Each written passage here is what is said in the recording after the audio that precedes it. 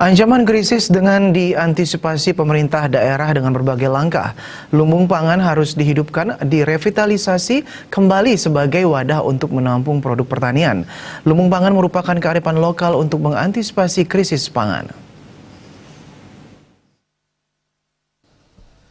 Kepala Dinas Pertanian dan Ketahanan Pangan Provinsi Bali Ide Bagus Wisnu Ardana mengatakan sesuai visi misi Nangun Satkerti Loka Bali, pola pembangunan semesta berencana di Bali era baru adalah terpenuhinya kebutuhan pangan masyarakat Bali sesuai jumlah dan waktu kebutuhan.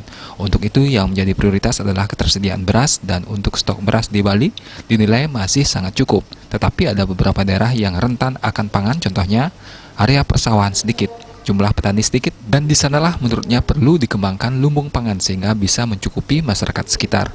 Dinas Pertanian dan Ketahanan Pangan siap membantu dengan modal dan dikelola petani, diolah dan menyetok beras atau pangan yang lainnya, sehingga di saat paceklik seperti pandemi COVID ini, masyarakat tidak kebingungan mencari beras atau pangan lainnya. Jadi begini ya, oleh karena kan makanan pokok kita adalah beras.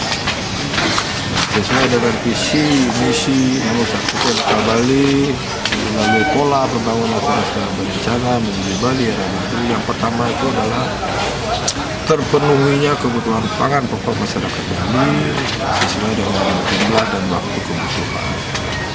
Sehingga yang menjadi prioritas adalah beras. Beras kita sebenarnya cukup, tetapi kan juga ada daerah-daerah yang rentan rawan pangan. Jadi yang sawahnya sedikit, kemudian yang petaninya sedikit. Nah, di sanalah kita kembangkan lumbung pangan. Kita bantu daerah-daerah yang rentan rawan pangan ini dengan murah. Tahun ini Dinas Pertanian dan Ketahanan Pangan Provinsi Bali membangun 12 lumbung pangan masyarakat di 12 lokasi, sehingga masyarakat bisa menyimpan beras di saat paceklik, sehingga beras yang disimpan bisa dibagikan kepada masyarakat sekitar. Dewa Krisna, Bali TV.